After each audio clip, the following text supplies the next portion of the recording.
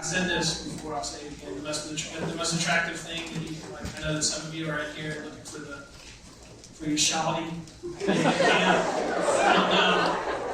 don't know. I know that there are some young adults here that are looking for the Mrs. or the Mister.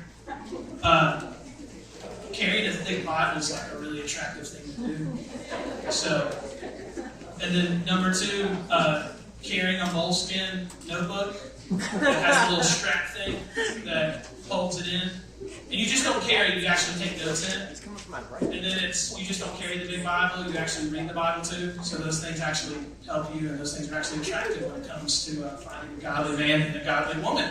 Anyways, what's up, y'all? My name is Nate. I am the minister of young adults at First Baptist Indian Trail. So we got some Ignite people in here. I'm over at ministry called Ignite. They're over here. They're fun people. Tim, Ethan, Joanne. Yeah, Ethan left us though. He decided to leave and go to Macy's here too. I'm sorry. Macy is Macy is like faithful, like OG. Yeah. So we're very thankful for Macy as well. Nick, Nikita's in here somewhere. Yeah, he's over there. There's other people as well. My wife's here. She's. I'm sorry. Whoa. I'm sorry. That's my fault. I'm getting off to a great start. And so, yeah, my name's Nate. I'm the minister of young adults, so like college students, people that are not in college, that are in their 20s and early 30s and stuff like that. So, just like commercial time before we get started. If you're a senior in here, or you just graduated as a senior, where are my seniors at? I got some treats for y'all the next couple nights. Like, there's some cool treats that are they're only allowed for y'all. Alright? They're not allowed for leaders, they're not allowed for the band, they're not allowed for Justin and Courtney. It's just for y'all. And so, after small groups tonight, we're going to hang out in this room a little bit, and I'm going to have some fun treats. And so I would love to get to know you. I know some of y'all already, but just want to connect with you. Even if you're going off to another campus, like, I would still just, if you're not staying local, that's cool. Like Ethan, for instance. He's not local, but yet we had breakfast. Or was that breakfast or lunch? We went to Sun Valley Cafe, though. It was lunch. And so I'd love to get to know y'all a little bit more. So, thank you, Justin, for the opportunity to hang out. I have to follow Alvin, which is kind of the scariest thing in the world. This is the second time I've had to follow Alvin in a preaching situation. I don't think if you remember the first one, but remember Alvin, he preached at a cowboy church. Remember that cowboy church? And then I had to follow him the next night. And I followed him the next night, and I just saw all the paint was just peeling off the walls after he just went there and shoved it. So this is the second opportunity I've had to do this, and so I'm thankful for that. But my assignment over the next 3 days is to go through the book of Judges. All right? When we say Judges, we're not talking about Judge Judy. We're not talking about those shows that you watch around 3 p.m. on ABC or CBS. We're talking about leaders in the life of the nation of Israel. All right? We need to that's Elliot, by the way. He's going to walk around and have some crazy time. To understand where we're at, yet last night, as y'all opened up and started the book of Ruth, it happened in the days of the Judges. And so, this really is a very difficult time in the life of the nation of Israel. Very tumultuous. There is a lot of sin. There is a lot of rebellion. There's a lot of apathy. And despite all that, God is still working. God is still moving. And God is setting up His plan to see not only Israel succeed as a nation, but setting up the plan of where we are going to see not only just physical redemption, but spiritual redemption. Because it's in these days that a Moabite woman by the name of Ruth, spoiler alert a little bit, meets a man named Boaz. And through that line, there is redemption in place. And so, we're going to talk about it a little bit. This first day, this first opportunity that we're going to hang out, we're going to talk, just do a brief survey of the book. All right? So you're going to be taking a lot of notes. We're not going to really go through a passage of Scripture like Pastor Alvin did, but we're going to just take some notes. We're going to look at some main ideas of the book, and then kind of how this book overall speaks to us. We'll talk about that. And then the next 2 days, we're going to look at 2 individual judges, and we'll talk about them later. So, let's get started. All right? The book is a group of stories on leaders that lead the people of Israel. All right? The theme of the book, you can write this down. I think it's going to come up on the screen, maybe. I don't know. Yeah, there are some slides. Robbie's a part of Ignite too, and I totally forgot about Robbie. So Robbie's going to do slides. The theme of the book, as it comes up, is it's failure through compromise. Failure through compromise. Not failure through trying, but failure through compromise. Which is very interesting because we need to figure out where we're at. Alvin talked about the Exodus. That really is the redemption of Israel. Alright? They're in the promised land now. That's a symbolism of salvation.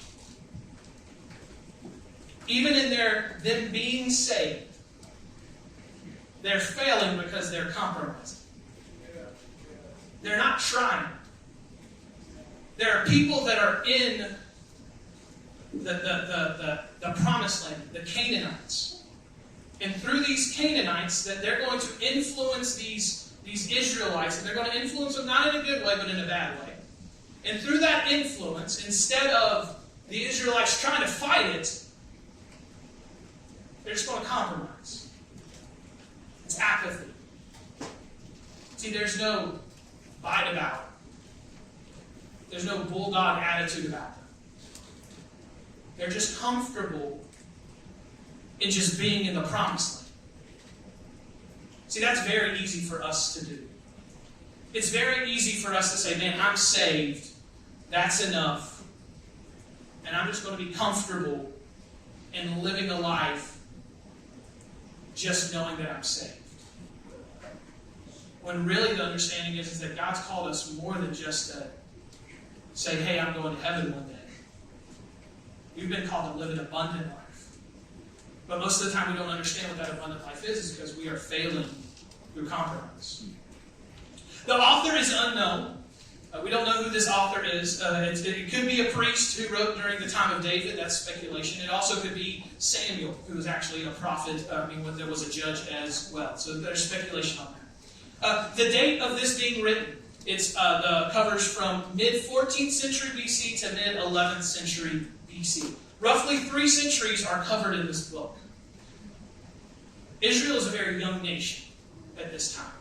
They're going to be going through a lot of growing pains. All right? Us as the United States of America are still a very, very young nation. And if you've seen our country over the past year or two, you can see the growing pains that we are still going through as a nation. And so there's a lot of similarities between where Israel is right now in this moment and where we are as a nation, as a country. All right? So that's just a little bit. I love stats, so those are just some fun stats for you. Okay? Key scriptures that we have here. The first one is going to be Judges chapter 2, verse 10. And that should come on the screen. Judges chapter 2, verse 10. There it goes. And it says, and all the generation also were gathered to their fathers. And there arose another generation after them who did not know the Lord or the work that he had done for Israel. Okay? What's the book before Judges? Joshua. Joshua has died. All right? Joshua is no longer the leader of the people of Israel. Joshua's generation not only has Joshua died, but Joshua's generation has also died. And a new generation has risen. The generation that has risen does not know God's power.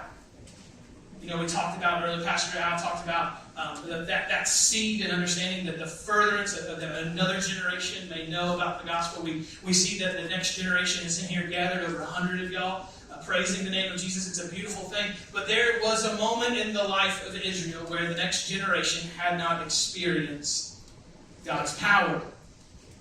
Understand this. You can write this down. We serve a God who is a generational God. God doesn't have grandkids. He only has children. He does not have grandkids. He is only known as Father. We don't sing He's a good grandfather. We sing He's a good Father. I had two grandpas, all right? I had Papa Ab and I had Papa Floyd. They both passed away before I was born. I know that my Papa Ab, he ran a diner in Denver, North Carolina. And in this diner, he had the best burgers and onion rings. They put the burgers and onion rings at South 21 to shame. Or at least from what I was told. I had a Papa Floyd who had a green thumb and had the best garden in Denver, North Carolina. He had the best tomatoes that you had ever put in your mouth. All right? My mom, still to this day, she's a tomato snob. And she'll go to the farmer's market and she'll get a tomato and she'll say, this is a good tomato, but it's not as good as my dad's. All right? I just knew the stories of my grandpas. I never had one of those burgers and that onion ring. And I never had one of those tomatoes. It was just what I heard, not what I had experienced. God is not like that. God is someone that you experience supernaturally. You know Him as your God, not as your parents' God. He has children. And so we need to understand that. That's what was happening, and one of the reasons why there was such a struggle in the nation of Israel at this time is that these people had not experienced God. They had heard stories of how God worked in Jericho, how God delivered the people and let them cross over the Jordan. They had heard stories. They had seen these memorials, and these Ebenezers that were risen up. But they had not experienced God. And because they had not experienced Him, it would cause them then to drift. It would cause them then to look over at the Canaanites and see how they were worshiping their God. And say, hey, I want to go over and hang out with them. The second key passage of Scripture is Judges 21:25. And it says, in those days there was no king in Israel. Everyone did what was right in his own eyes. You're going to hear this phrase a lot over the next couple days. Everyone did what was right in their own eyes. Everybody was their own king. They didn't submit to an authority. They didn't abide by any governing document. They did what they wanted to do. And they did what they thought was right. Here's a question for you. This is also very interesting. Who would have been the king in Israel in these days? God. You're not supposed to answer, man. All right, you got a theology degree. You can't be answering these things. That's the only time you're able to answer this week also, okay? God was supposed to be their king. See, back in these days, there was this great word. It was a theocracy, all right? We live in a democracy. What they were living in the time of the judges and before the time of the judges was a theocracy, all right? It was, God was their king. Yahweh was their king. At this moment, basically what they were saying to God was, we don't want you as king. We don't want to abide by your rules. We don't want to abide by the commands that you've given us. We don't want to follow you and what you would have for us. We want to do what we think is right. It's pride that was in their lives. They thought that they knew better than God. They thought that because of their experience and because of them hanging out with Canaanites and people of other religions, that you know what?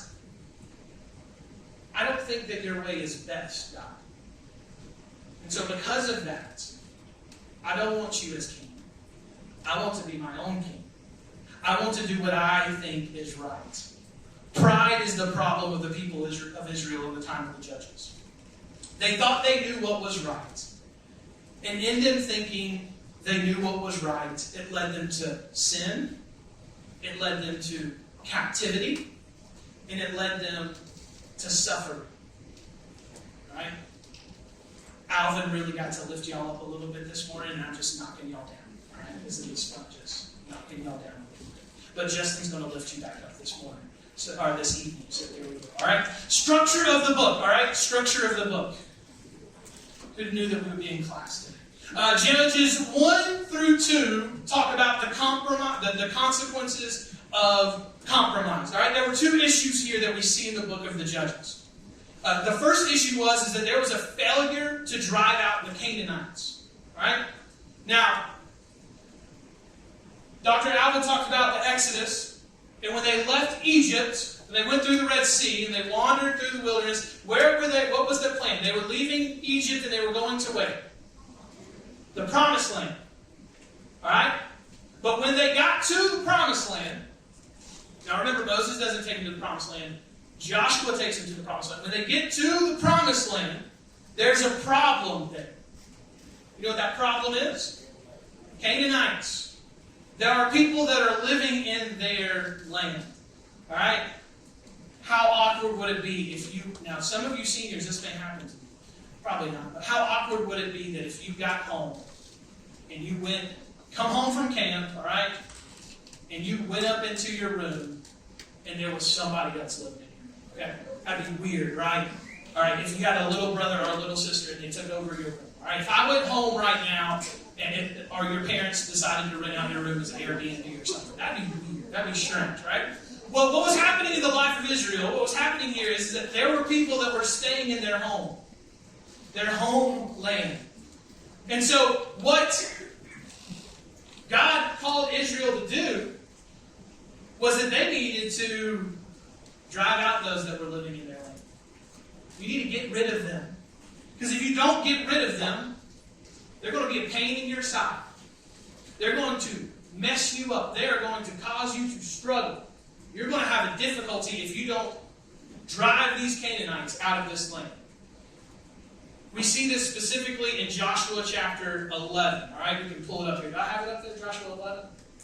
Oh, no, that's the next thing. I'm sorry. Joshua chapter 11, I'm just going to read it, verse 20. Joshua 11, verse 20. For it was the Lord's doing to harden their hearts, meaning their heart, meaning the Canaanites' hearts, that they should come against Israel in battle, in order that they should be devoted to destruction, and should receive no mercy, but be destroyed, just as the Lord commanded Moses. All right, Joshua 11 here. God is telling Joshua, you need to destroy these Canaanites. You need to get them out. See, why was it so important for the Canaanites to be driven out of Israel? Well, eventually they would have to deal with them again. All right? Bible story.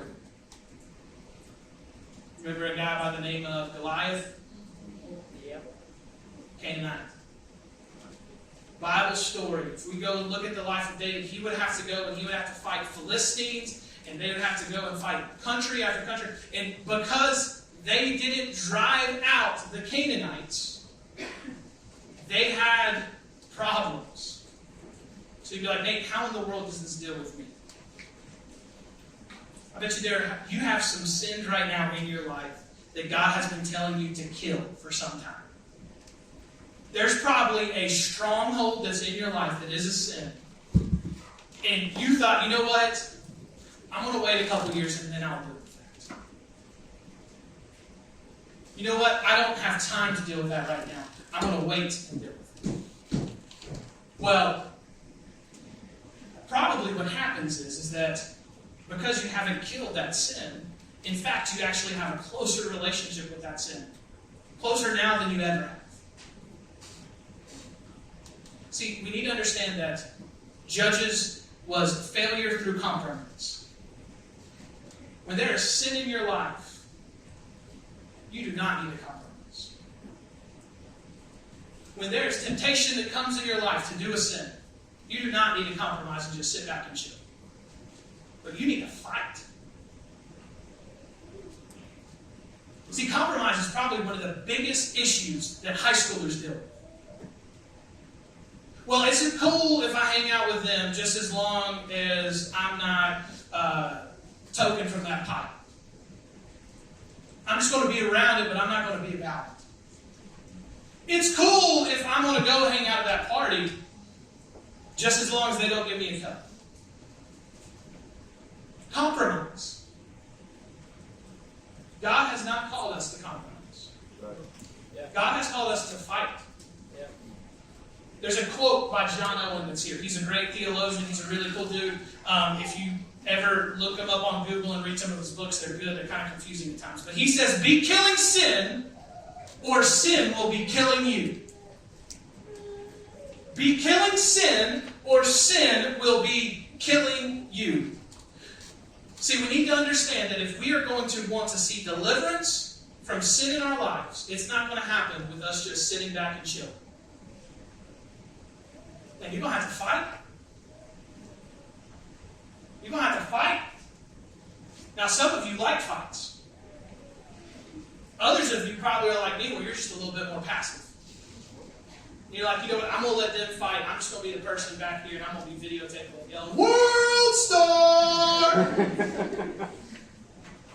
Alright? You're going to post it on Instagram and get all the views. Which then makes you more popular, probably. But, no, what happens, though, is that we compromise, and in our compromising, sin gets the victory. And what was happening in the life of the Israelites is that them compromising with not killing the Canaanites led the Canaanites to have victory and dominion over them. And this then leads to the second problem that was going on, which was a national unfaithfulness to God. This led to a national unfaithfulness to Yahweh. If you allow sin to still have some sort of reign in your life, it's going to lead you to become unfaithful to God. That's what it's going to lead you to do. If you do not take care of sin, and if you let sin reign in your mortal body, then what's going to happen is that sin is going to have dominion over you. And it's going to reign in your life, and it's going to be the thing that you think about, it's going to be the thing that you do, and that is not the way of the gospel. See, the craziest thing about this book is we need to understand salvation had come in the life of the Israelites. The redemption that we're going to talk about this week, it had come in their life, and they were in the promised land, and yet they were going through cycles of sin. They're in the Christian life, and yet they're still struggling with sin. That is encouraging for me, Christian, because you know what that tells me? That even in my salvation, sin's going to be a problem, but my God is greater than the problem of my sin. And my God's going to be faithful to deliver me from that sin. Man, even in their unfaithfulness to Yahweh, God was still faithful to them. And God rose up leader after leader after leader after leader to deliver them from their sin. You need to remember, it's failure through compromise. That these people weren't trying. If you don't understand that your walk with Christ is a war against your sinful nature, then you're going to fail. If you think that just because you prayed a prayer of salvation that you have won the war and that I've won, no, that's just the beginning. That's just the beginning of your fight. That's just the beginning of this Christian life. The people of Israel are in the promised land. They think that they've won because they've made it to their happy home, but guess what? They haven't. In fact, their fight had just begun. Thirdly, the second thing that we see here, the structure of the book, is that God raises up judges, all right? We're going to show up this great, it's the sin cycle. Can we throw up this great, awesome graphic here? Like we're going to, the cycle of sin, I think it's the light one. Do we have it? Boom! Yeah! All right, so they went through a cycle of sin, okay? It was pretty simple what went on. If you can read it. So, Israel would be chilling, and they would be living in the fullness of what God had called them to. Well, what that would lead to then is that would lead them to somewhat eventually become distracted or become apathetic because there wasn't a type of pressure that was put upon them. So that leads them to forsaking the Lord. All right? When they forsook the Lord, when they would fall into temptation, and they would fall into sin, Israel would then fall into the hands of an oppressor. Someone would be oppressing them. Someone would be distracting them. And then someone would bring them into captivity. Then what would happen is that Israel would then serve the oppressor. So basically they were free when they were with Yahweh. But once somebody came in and took over, man, they were slaves to sin. the thing that they liked, the thing that they enjoyed, would eventually become their slave. Then Israel would come and they would be like, God help us! Lord help me! Man, I enjoyed this sin for a season, but God, I need your help in this situation. I need you to come. Remember, this is a cycle, so it's something that happens time and time and time and time again in the life of Israel. Eventually, if I was the Lord, I would be frustrated. I'd be like, I'm just done with it. But no, God in His faithfulness continues. And you know what? God hears their cry, and the Lord raises up a deliverer. He raises up a judge. He raises up somebody to come and deliver them from that sin and to deliver them from that captivity. And what happens is the oppressor is then defeated, okay? All right? And it's from some of the ways that we're going to look at two stories about how the oppressor is defeated, and there's some messed up things. All right? All right, if we don't want to say, some of the stories we're going to are not going to be for FBCIT kids worship. I'm just saying that. It's going to be if you like some very fun stories, we're going to get to some. All right? So the oppressor is subdued. Then, after the oppressor is subdued and they get deliverance from their captivity, the land has rest for some years. So they live in the freedom that they have in Jesus for some years. But then what happens is that the cycle happens all over again. It's the same cycle of sin that's in our lives. We worship and we follow God. I'll tell you what, probably when you leave camp, you're going to be so excited. You're going to tell yourself, I'm never going to sin again in my life. I threw my stick in that bonfire on the last night with that stick representing the sin that I'm struggling with, and I'm going to throw it in there, and I'm never going to deal with sin ever again. I love God. I'm going to be in His Word daily. And then 2 weeks down the road, you probably go through one of the deepest valleys that you've ever been through. And that sin that you said you would never commit, it creeps into your life. You become wise in your own eyes. You think, you know what? I can just do this for a little bit. I'll be okay. We worship idols. We become enslaved to that sin. We cry out to God for deliverance. And God comes and He delivers us.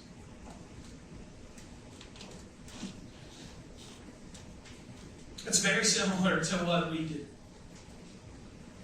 There's a lot. Studying the book of Judges, I look at my Christian life and I'm like, dang, I'm more like these people than I'm not. That's a humbling thing for me. Because I thought I was a mature Christian.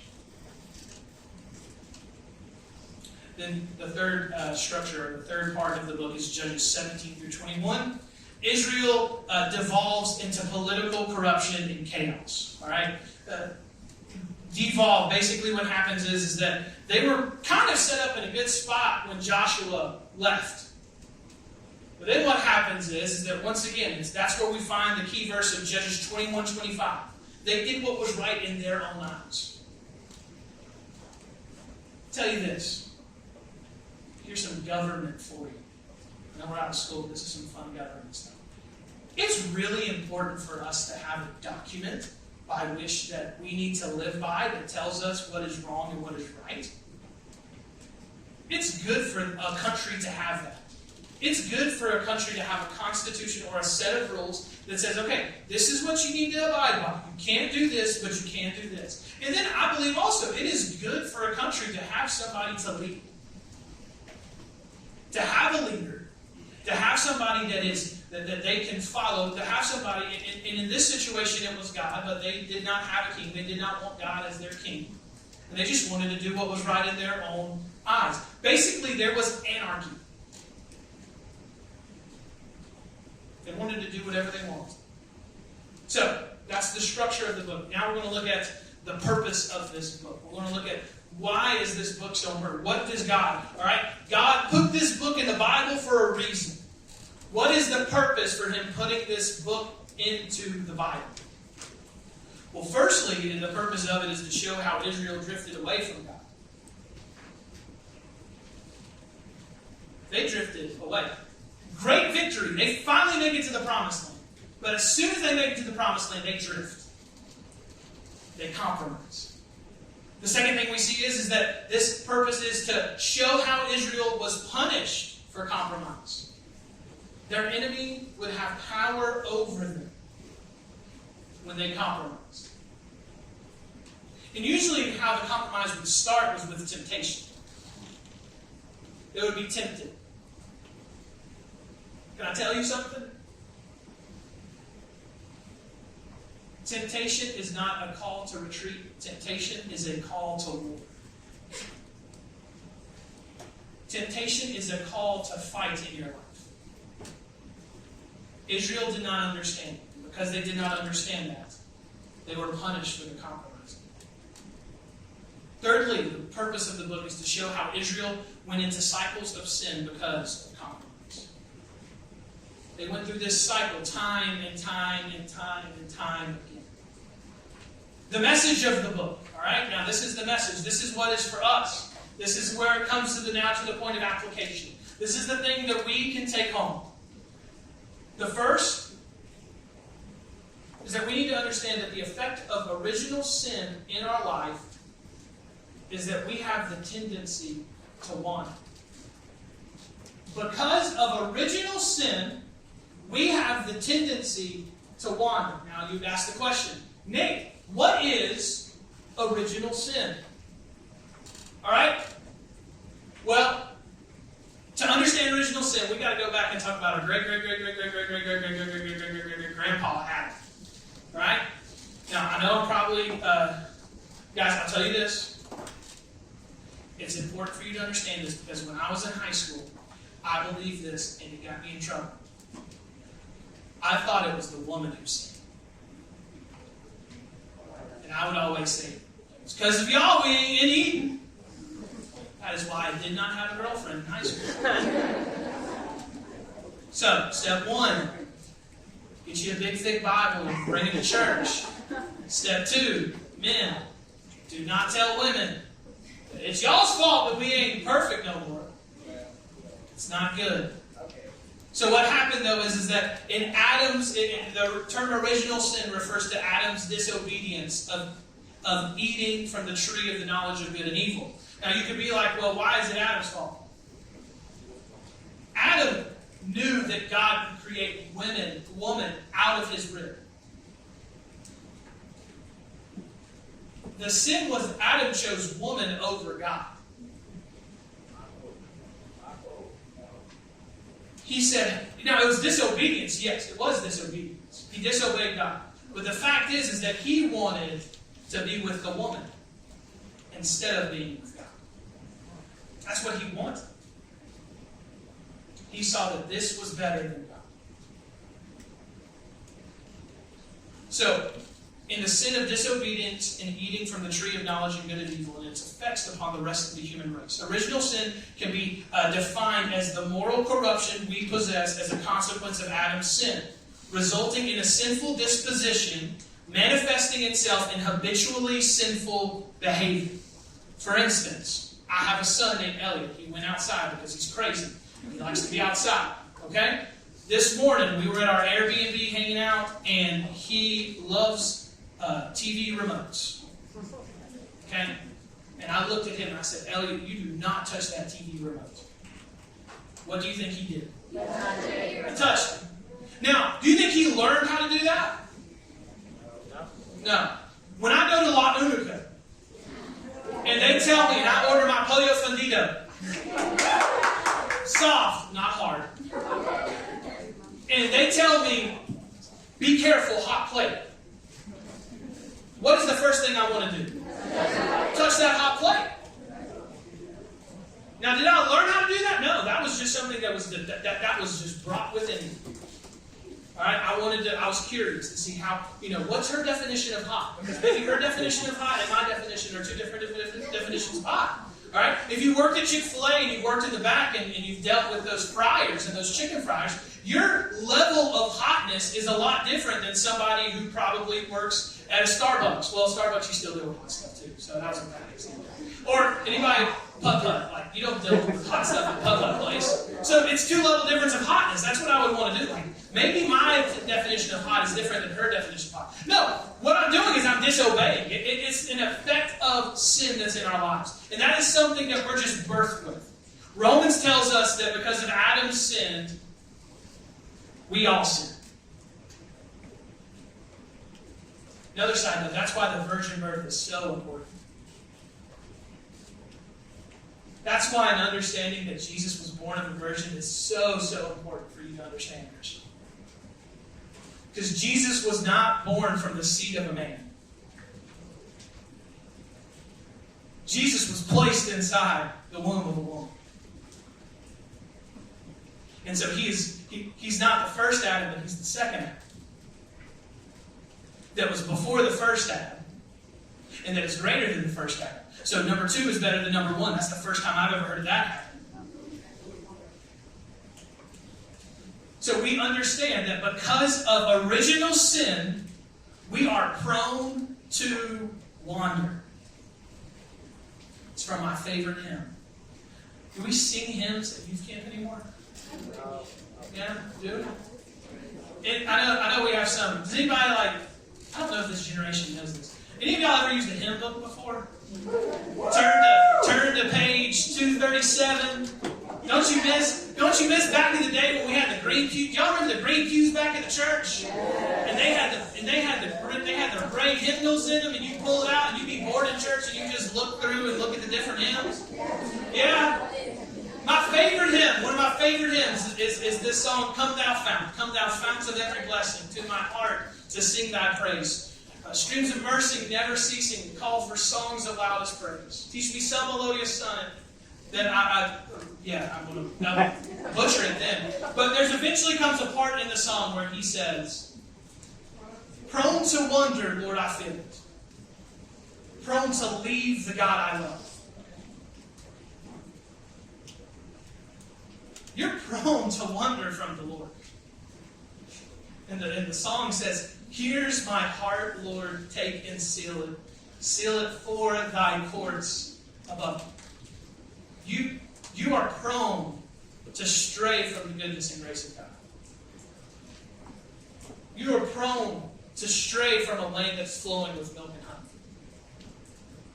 Because you see sin and you think that sin is better. Secondly, we see that one of the messages of the book is that when we free ourselves from God, we enslave ourselves to sin. Freedom from God is not freedom. It's not freedom at all. Some of y'all are just waiting for the moment that you get out of your Christian house and you're going to be like, man, I'm going to be... The way that they do religion is messed up. See, that's something that we find a lot nowadays. I deal with a lot of young adults, and I've had some conversations with some people. And their view of what a relationship with Jesus is not what the Bible tells a relationship with Jesus is. And they think that Jesus wants me to be free. Jesus wants me to be happy. And what they teach in church and what they've taught throughout Christianity doesn't bring me happiness. It just is a set of rules and standards that's going to make me feel guilty. That's really just conviction. What happens is those people that think that they have freedom are actually captive to sin. Be careful when you do this, because when we find out in this book is that freedom from God is slavery to sin. And thirdly and finally, one of the messages of the book is God is always faithful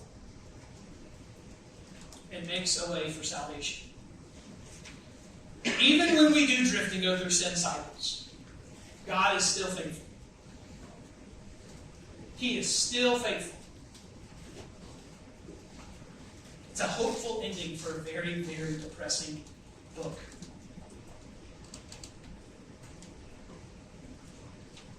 We talked about redemption a little bit ago with Alvin. In making his covenant with Abraham, in making his covenant with Isaac, in making his covenant with Jacob, in remembering his covenant with Moses, he knew that judges was going to happen. He knew that they would go through sin cycles. He knew that. And even in knowing that, He still redeemed them.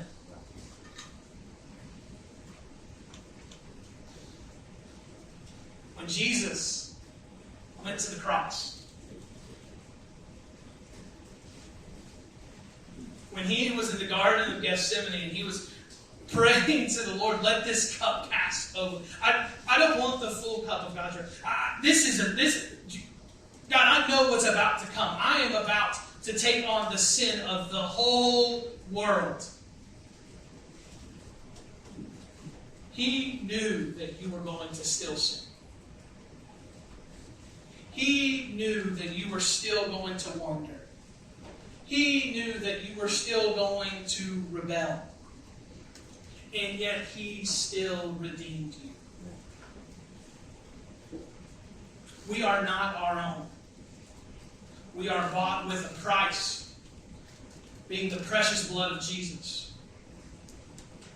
And so if you're in this place today and there is sin in your life, you go like, Nate, you don't know what I've done. You don't know the things that I have committed in my life. There is no way that God could still redeem me and still bring me back into His fold. Well, He did redeem you if you're saved. And come and talk to me about it, because I can give you a list of some crazy stuff that I've done. Oh, you're a preacher. It happened like 30 minutes down the road. I'm serious. We serve a God who can heal, deliver, and restore anything that He wants to. There is nothing that's too dirty for our God. So in closing, I want us to hop over to Hebrews 11. Hebrews chapter 11, verse 32. If you want to jump over there, that's where we're going to be for the rest of the week. Hebrews 11, verse 32. Anybody know what happens in Hebrews 11? What is that called? No, you can't answer also. I'm sorry. No, you can't answer either. You're in Bible college. Robbie, you're really smart too. I want a student. What is Hebrews 11? Hall of Faith. All right? Hall of Fame. Okay, we have a lot of questions that go on nowadays. We like any sports nerds in here, right? Sports, okay? If some of y'all are wondering, the Atlanta Hawks beat the Philadelphia 76ers last night. Okay, this is the first time I've ever been to a student camp where the NBA playoffs are still going on, and I can't stand it. I want to know who's winning. I want to know what's going on. Okay, so there's a lot of fun things that we like to have debates as sports nerds, and one of those is we like to ask the question, is this person worthy of the Hall of Fame? All right? Okay, we can have conversations. One of the biggest ones in I'm an Atlanta Braves fan. All right? One of my favorite Atlanta Braves, he was a Brave before I was even born, but a guy by the name of Dale Murphy. All right, Dale Murphy, okay? Dale Murphy was the dude. All right? He won back-to-back NL MVPs. He played for the Braves when they were horrible. All right? He should be in the Hall of Fame, and yet he is not. And it's a travesty. He should be in there. All right? Well, here in Hebrews chapter 11, we see a Hall of Fame. It's a Hall of Faith. Okay? And what you're going to find about that's the difference between a Hall of Fame and this Hall of Faith is that there are a bunch of people in here that probably don't deserve, based upon our standard. Okay? We talk about cancel culture. There's a lot of people in Hebrews 11 that should be canceled. Real talk. We talk about how we want to cancel Thomas Jefferson and George Washington because they own stuff. Hey, there's some people that's in Hebrews 11 that are murderers, that are wicked people, adulterers, liars. I'm thankful that nobody wants to cancel what's in the Bible. Yeah. In Hebrews 11, verse 32, it says this, "And what more shall I say? For time would fail me to tell you of Gideon, Barak, Samson, Jephthah, of David and Samuel and the prophets." The book of Judges is probably considered the darkest times in the life of the nation of Israel. Over 300 years, we definitely see the growing pains of a nation. Sin is rampant, idolatry is a normal thing, and everybody is proud to be in sin. It is difficult to see God working. The book of Judges reminds me a lot of what we are seeing now in our culture. Every everybody is doing what they think is right, and they believe that they have the authority to do it because of their experience. And because I've experienced this, this is what I think is true. And because I think it's true, then that's truth for me, and I'm king in my life, and I'm going to do what's right in my own eyes, which the gospel tells us no. Your truth is not true, for you shall know the truth, and the truth shall set you free, and the truth is the name of Jesus Christ. And yet here we are, living in a time just like probably the judges. But what is so beautiful is that even in this ungodly time, God is still working. And God raises up some leaders to deliver His people. Listen to some of these people that He leads with. Samson, seduced by a woman and made a fool in front of all of the Canaanites. Gideon, when he is called out to be a leader, you know where he's at? He's hiding on the threshing floor, scared out of his mind. And God comes to him and says, "You mighty man of valor, get on up. Lead my people." Barak, we'll talk about him tomorrow. He's not a judge. He is actually the leader of the commander of the Lord of the army of Israel, and during the time of the judge Deborah. All right? So ladies, shout out. It's going to be fun.